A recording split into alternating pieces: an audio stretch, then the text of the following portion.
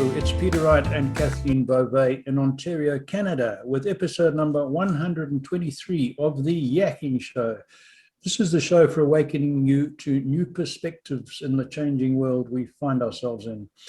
We always have interesting guests, and today is no exception. We have an especially interesting guest today, but it's not my job to introduce guests. Kathleen does it way better than I do. So my first job is to welcome my co-host, Kathleen Beauvais in Waterloo. Hi, Kathleen. How are you doing on this hot Ontario day? I'm doing great, Peter. Thanks. And you're right. I'm just soaking in this beautiful weather right now. I'm loving it. So thank you all so very, very much for tuning into our show. We so appreciate you, and we love reading your comments. So do please keep those coming. And if anyone out there is interested in being a guest on our show, please don't hesitate to reach out to either Peter or myself.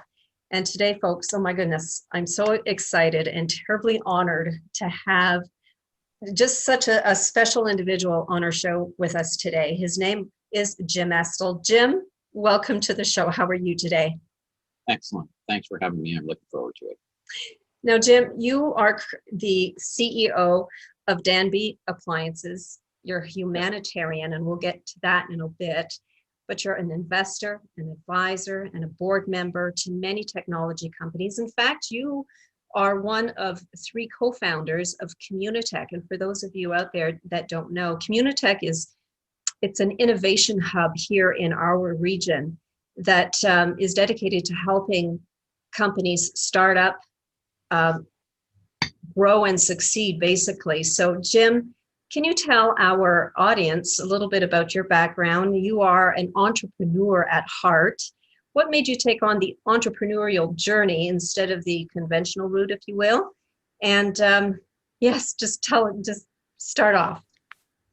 Well, I'm an engineer, and as I was in my last year of university, I wanted to design circuit boards, and I needed a computer. And back then, computers were very expensive, and I got a better deal if I bought 2 of them. So I bought 2 and sold 1. And then someone else wanted 1, so I bought another 2. And then someone wanted a printer. Then someone wanted a disk drive. Then we started selling memory, and then we sold, hardware, software, and peripherals. And pretty soon, of course, I was too busy, so I hired my brother, and then I hired someone else, I hired someone else, and eventually we built that business to a couple $2 billion in sales. So it was a long journey.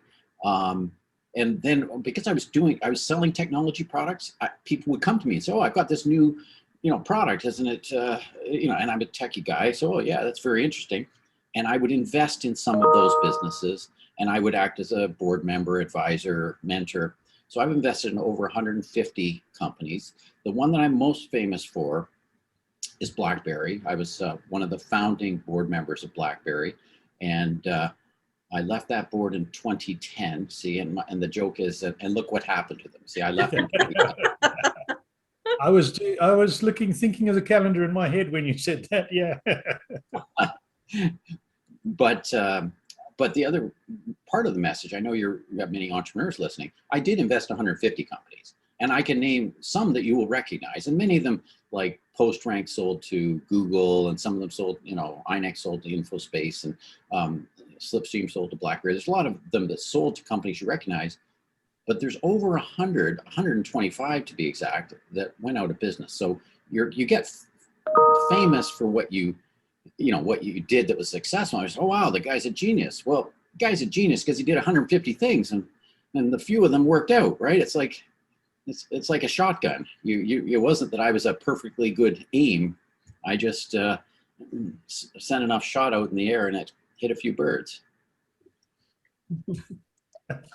Good way. That's a good way of putting it. The one I'm most interested in, and you've covered part of it there, you started off selling computers and computer equipment. I believe it was from the trunk of your car. I nearly said boot because of my British education, but the trunk of your car. And you built that into $2 billion worth of sales. I mean, that is an extraordinary achievement. So just tell us a little bit more about some of the big hurdles you overcame and some of the steps in achieving that. Because you were still a student, weren't you, when that happened? Yeah, well, not when I hit 2 billion, but yes, when I started the business. And that's why the trunk of my car was the safest place. I was living in a university residence, and and computers were worth a lot of money. So my trunk of my car was the safest place for my computers, my memory. And of course, the stuff I was selling was small. So you could get $1,000 worth of disk drive or memory chips or $10,000. So it didn't happen overnight. It took a long time. So my first year sales were only $450,000. Then I did $1,079,000. Then I did 2.6 million. Then I did 4.6 million. Then I did 5.6. That was a slow growth year. And then I did 10 million. Then I did 21 million. And then I did 30 million. And then I did 41 million. Then I did 39 and then 40. So 3 years I had no growth. And I learned that no growth is no fun. Then I did 68 million. And then I did 104 million. So it took me a decade to get to that 100 million mark. And then after that, I just kept on growing. One of the tricks I did was I studied companies that were bigger than me. So when I was doing 10 million in sales, I'd say, well, what do people doing 50 million look like? What do they do that's different than what I do? What do people, and then when I'm doing 100, what do people doing $1 billion do? And then when you're $500 million, what's people doing 2 billion? So I would always study people and what would I need to do different? And the trick I had learned is, what don't you do? It's actually not what you start doing, it's what you stop doing to scale yourself. And I will tell you, it's very hard to stop doing things, because if you know how to do something, it's pretty easy to keep doing it. It's usually a little bit of pain to delegate or to get someone else to do it, because they won't do it the way you want it to be done and whatnot. So, but I learned that I wasn't going to scale the business unless I gave up some things. So I successfully gave up things till I got to my present state. Well, I built that to $2 billion. I retired and moved to New York for 5 years, did some more angel investing and stuff like that. Then my dad got sick, so I moved back to Guelph, and I happened to, at that time, I was sitting on the board of directors of Danby Appliances, and the CEO resigned, and I said, well, I could go in and, run it for a little while. And I had learned in my 5-year retirement that I liked running a business. I didn't realize I did as much as when I started running Danby again. I said, this is what I want to do for my next decade. And that's partly because I retired too young. I kind of did what I thought the world said I should do. Go build a business, make it big, sell it for a lot of money, and retire. And I learned, well, it's not what I want to do. I want to run a business. So then the ownership group of Danby said they wanted me to sell the business. I said, how much for? They told me, and I said, fine, I'll take it. So that's how I ended up owning Danby Appliances. And that was only about 5 years ago that I bought the company, after running it for about a year. Okay. Oh my goodness. Well, tell us the secrets of your success in helping to build the Danby brand. Well, the key with the businesses I've been involved in is there is no one secret. It's a whole bunch of little things. And so I do believe in competitive advantage, but it's not one competitive advantage. It's a bunch of little competitive advantages. So we have to recognize Danby's a tiny company. We do about 400 million in sales. And so you have to think small. You have to be a little bit guerrilla. Also, as I learned, as I grow my business, it's what you give up, which means I need to have people that do it. So I have a great team. So a lot of what I try to do is foster team, and I'm trying to bring the technology company speed into a smokestack business. So bring in some of that speed, because when I came to Danby, they'd say, oh, we're going to decide what freezers we're going to do in 2022. And I'm saying, or 2023, like, well, what do you mean what are we doing next week? And so, because in the technology business, if you tried to plan 2 years ahead, your iPhone is kind of not going to have the features you want, because you don't even know what's available 2 years from now.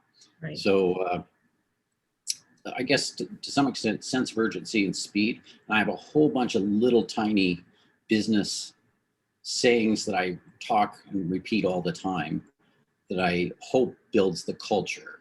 So I believe the bigger a company gets, the more the leader's job is to coach on culture and let everyone else make decisions.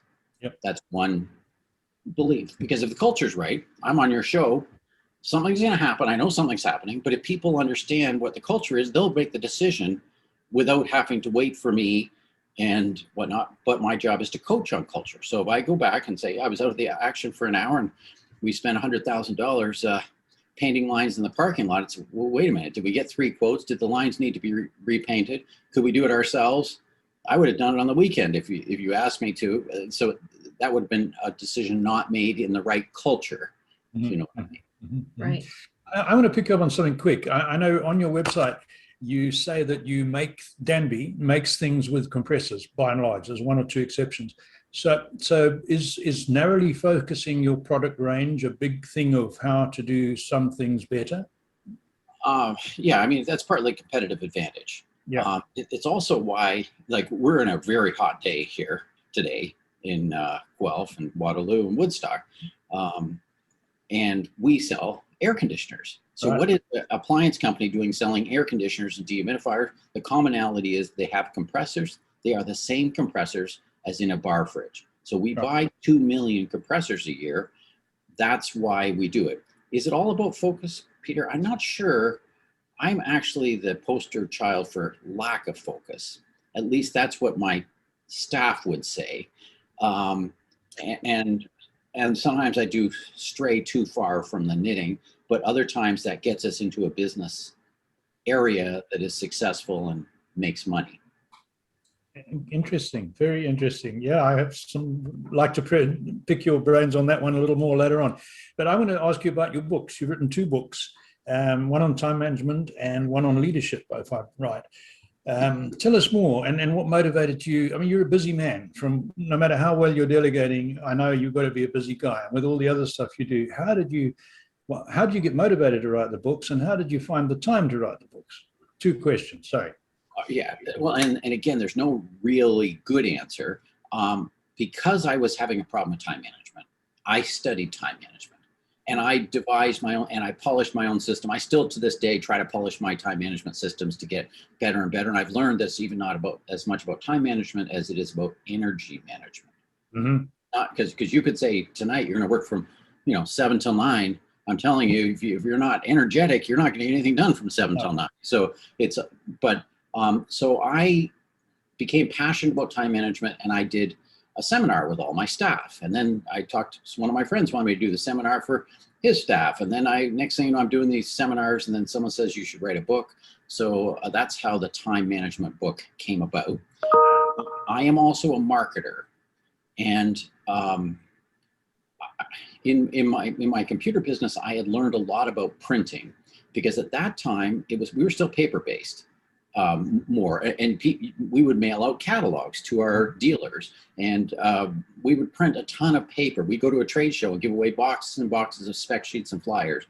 So I said, well, if I'm going to pay for all this printing, I better figure out how to print it in-house. So we basically invested in a printing company, and I know a lot about printing. So knowing what I knew about printing, knowing what I knew about the price of books, I figured I can print that book, and I published it myself, printed it myself. And as a marketing thing, I gave people the book, and then 5 years later, they would see me and they would remember me for the book. I could have given them a coffee mug. It would have been the same cost, but how memorable is the t-shirt, the coffee mug, or the hat compared to a book that has your name in it, that they see every time, and it would also be passed on to different people. So the other book was actually not on leadership. It's called 0 to 2 billion. It's marketing and branding. So it's a marketing book. And that one was a collection of blog entries I had done on marketing. So I had written a series of articles, which is really what a blog is, because back in that time, blogs were new, and I wanted to say, what's blogging all about? So I went on and did a whole bunch of blogs. Many of them were marketing lessons. So I concatenated them all together. That's how I ended up with the 0 to 2 billion marketing book. Again, the same thing. It became something I could give someone that cost me nothing, because at that time, by then I had gone to an ebook, so I could email it to someone. It cost me hitting the send key, and then it's memorable. And then you might send it to other people. The next thing you know, so I didn't do it to be a famous author. I did it more as a marketing thing. And I guess I'm a natural networker, a natural teacher. And so people remember things that are personal. Yes. You don't remember it if I bought this promo pen and this does have a logo on it. You don't remember who the logo is. You use it until it runs out. You throw it away. And if it's not a nice pen, you don't use it in the first place because you got another nicer pen from some other promo company, right? Well, just to give a plug to your businesses, the first one we talked about on time management is entitled Time Leadership, Using the Secrets of Leadership for Time Management. Correct. And then the second one is 0 to 2 billion, the marketing and branding story behind the growth. Can you tell us how people can get a hold of those books? The best bet is to connect to me on LinkedIn, which is very easy to do. Jim Estill and my assistant can look after that. So best is to connect on LinkedIn. And I think they might, I don't know whether they're for sale on Amazon. I don't know where they're available, but that's probably the easiest way. And I will also say that those are old. I mean, I published those 20 years or 15 years ago, so they're slightly dated. The time leadership, the difference between leadership and management is leadership is working on the right thing. Management is doing things right. So management is about efficiency, which you need. You want to be efficient, but leadership is more about going in the right direction. Absolutely. And that is another principle of time management, which really wins, because you could do something very efficiently, but if it isn't the right thing to work on, it doesn't help you get to where you want. I liken it to, if I want to get from here to London, the best bet's probably look on a map to see which direction London is, not to get in my car and go 200 kilometers an hour, not knowing where I'm going, right? Absolutely. Absolutely. Yeah. So, Jim, what types of ventures do you find most interesting that would make you want to invest? So mostly I was doing technology businesses, and then towards the latter part I was doing energy, alternative energy or environmental. So it was mostly about environment and more environment technology towards the end of my investing. And I am going back to this focus, like I'm trying to stay focused and not trying hard not to do investments, just because I've got my business and I want to focus more on that. I also learned from doing my investing, it actually takes longer than you think to harvest your investment. So everyone always comes and says, oh, I'm going to start this business and I'll be doing $50 million in 3 years. My experience is it'll take 10. So I actually went through the successful exits I had, and my average hold was 13 years. That's a long time. So I have to take my age, add 13 years and say, do I want to be doing that at that time? Now, the other thing that I did like to do when I was investing was invest in something that I could help move the needle myself. Remember, at the time I was doing technology distribution. So I could take a company that had a product and I could distribute it to my dealers. At that time I was selling to about 10,000 computer dealers, these little computer stores you see everywhere. And so I could put a product on the map by sending them the paper flyers I told you about, putting it in our catalog, taking it to the trade shows, doing the calling on it. So where I could add value other than just the money, that's where I had that's what I really like to do, because it's basically not ensuring, but it's increasing the chances of success, if that makes sense. Interesting one. Interesting. Yeah. I'm going to go on to your humanitarian side, if I may, Jim. And you were instrumental now in bringing, I believe, around 500 people to Canada, and predominantly Syrian refugees from Syria. So that's admirable. What made you focus on Syria? The plight of the Syrians, sorry.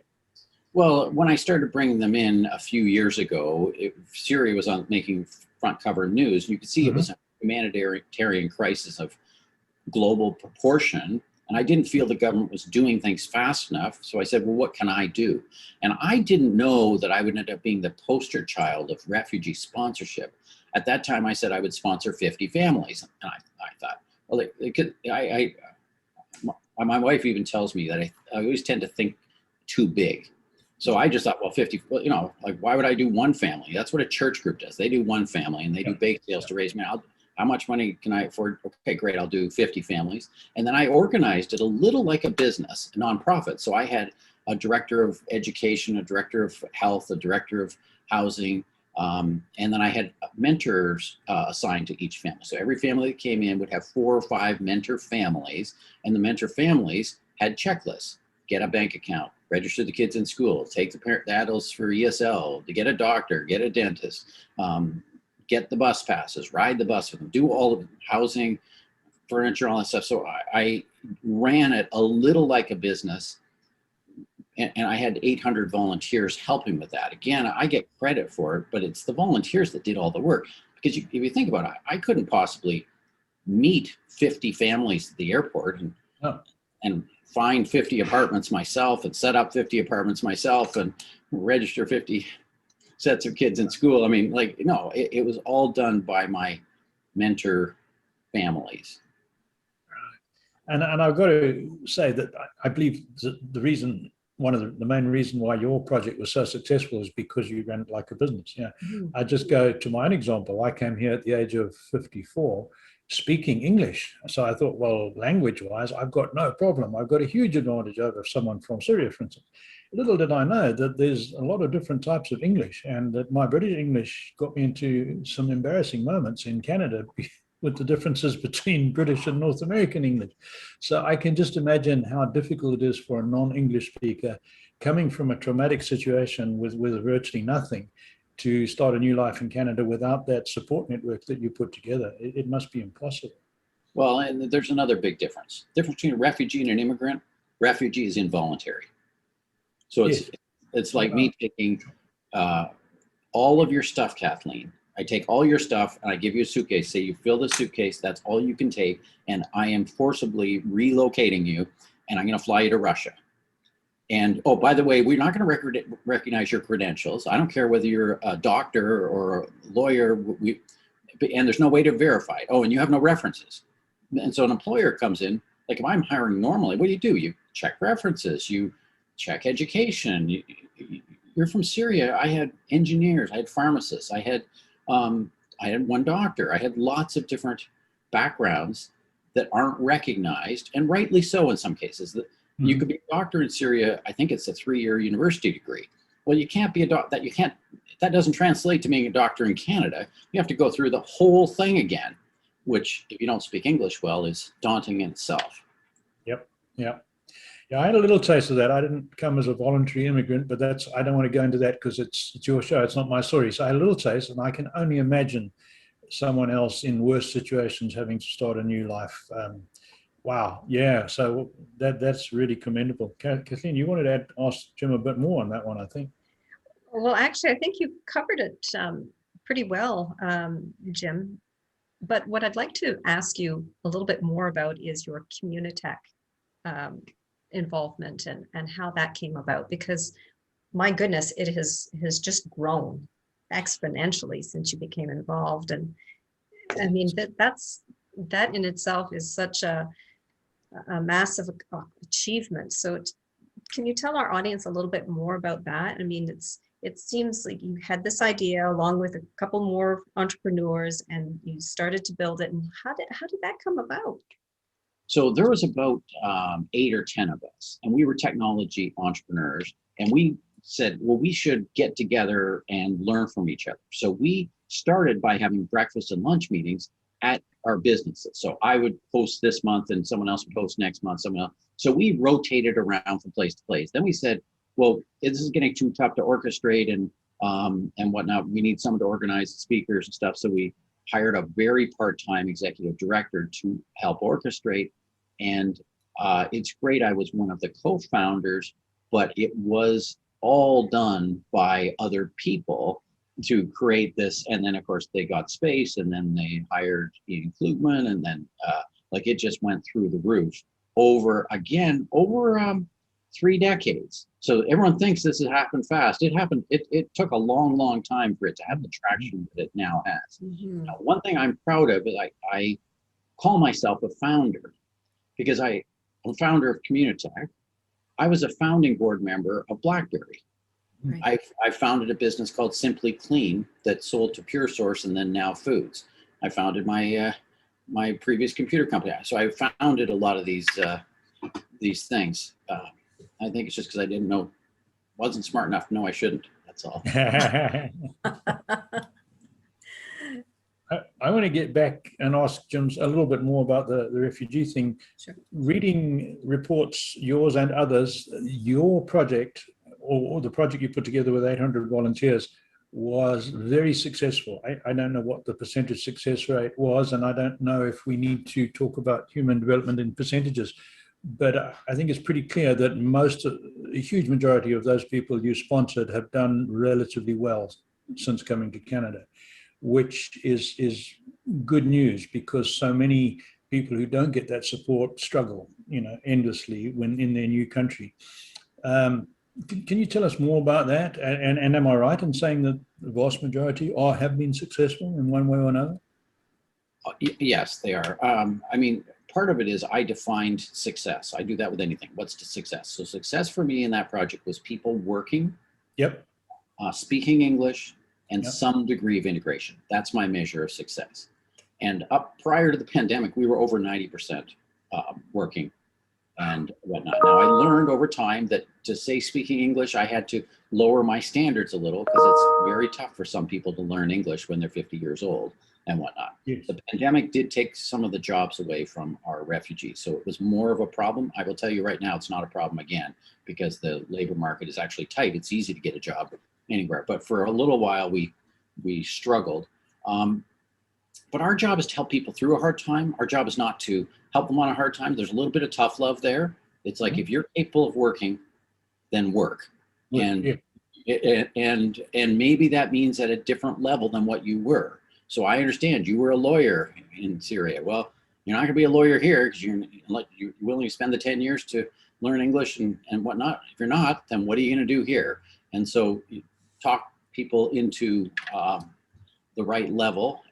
But these people are very ambitious and want to create a new life. They're good people. The difference between government sponsored and private sponsored is government can give you a check to buy a bus pass, but government doesn't ride the bus with you. No. So the analogy I used previously with Kathleen, you just flew to Russia and the bus gives you a bus pass. All right, so how's your day going to be? You're going to do pretty well on that, or what? But maybe if someone rides the bus with you 2 or 3 times, then you kind of know where the grocery store is, you know how to get downtown, you know how to get around. So it's that, and then you slowly have to pull those supports out. You can't have it. And I did have a problem that some of my volunteers over-volunteered. Right. So I had to have words with them. No, don't give them a ride to work. You can't be giving the guy a ride to work 6 months later. Like, I don't have a driver. He can't have a driver. Like, it's just not, you have to learn to stand on your own. And some of the well-meaning volunteers would say, "Oh yes, but it's that business. The nearest bus stop's a kilometer away." It's like, yeah, like that's what you do. You walk a kilometer, right? Like, the other thing is, as you say, success is, when you're talking human and people, it's tougher to measure than straight business, if you know what I mean. Mm-hmm. I know exactly what you mean, but we hear so many horror stories of other immigrants, perhaps from other countries, that end up in ghettos, essentially, and in enclaves where very few people are working, where there's no assimilation, where crime is rampant, because it's not managed like a business project like yours was. So that's well, but then that's part of the definition. Success is people speaking English, some degree of integration. Yeah. Because I could have just made a deal with one landlord to put everyone in one building. I could have hired translators. Someone said to me, "Oh, so you're going to learn to speak Arabic?"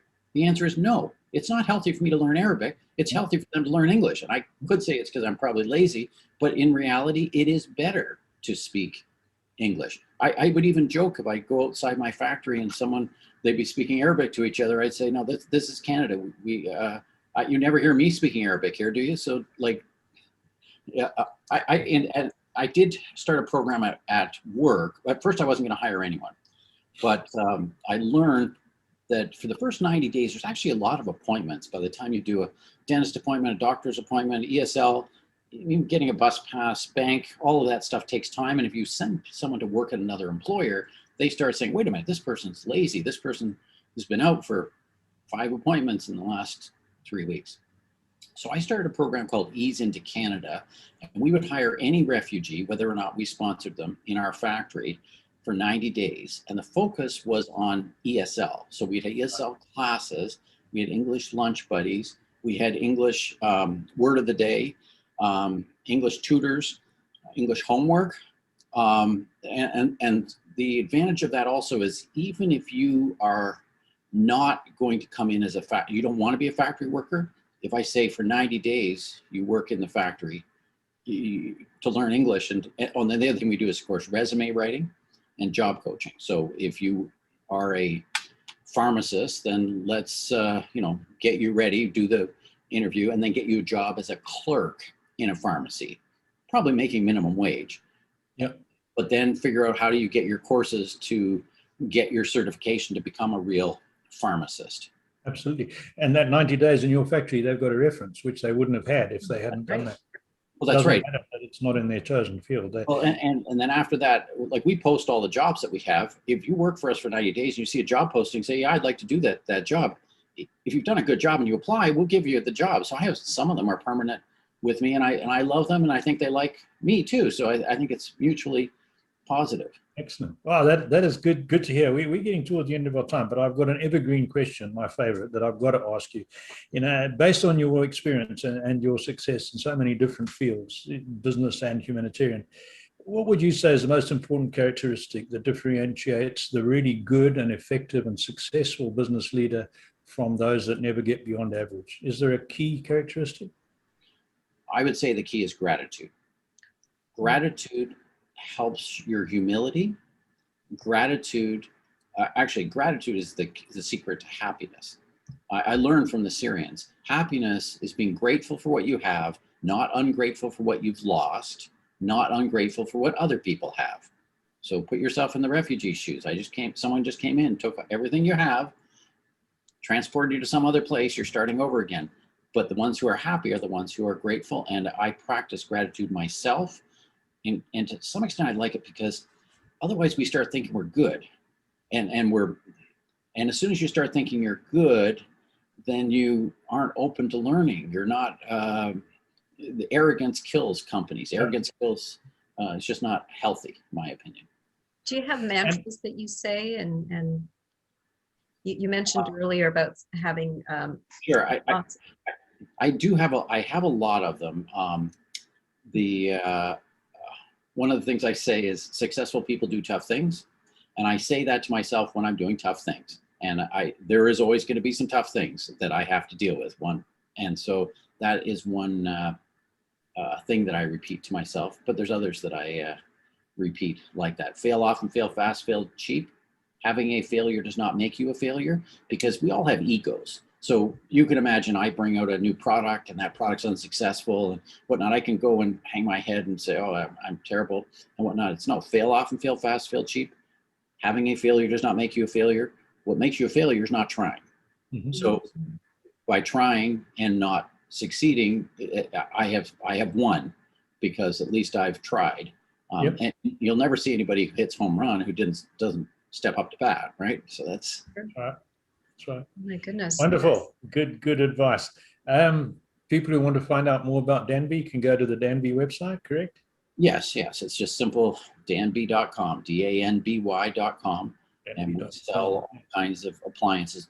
We're actually leaders in small, large appliances. It kind of sounds strange, but we sell smallish fridges. We sell apartment-sized freezers. We don't tend to sell the great big double-size, huge, humongous ones, but it's freezers, fridges, wine coolers, air conditioners, dehumidifiers, and we do sell stoves and microwaves, that sort of thing as well. And then the last one, are you still looking for volunteers for your Syrian refugee project? I would consider volunteers. They have to be in Guelph. We only settle people in Guelph, so it's only in Guelph. And I will say also, settlement right now is kind of on hold with the pandemic. So yes, everything is slowed to a snail's pace. So don't expect that we have a job right now. But yes, absolutely reach out for that. And as I said, the best way to reach out to me is via LinkedIn. I'm very good at responding to LinkedIn. And if the conversation gets serious, I give you my email and then we switch to email. Sure. Well, we will put that on the video. So people, I'm sure there would be people who would like to help out in that regard too. So thank you, Jim. Yes. And thank you very much for your time. That was a very interesting conversation. And I know our audience will be as thrilled as we were with that. Absolutely. Thank you so much, Jim. What an honor it was to have you on our show. And thank you all so much again for tuning into our show. We love reading your comments, so please keep those coming. And again, if anyone out there is interested in being a guest on our show, please don't hesitate to reach out to either Peter or myself. And until next time, take care. Bye-bye, everyone.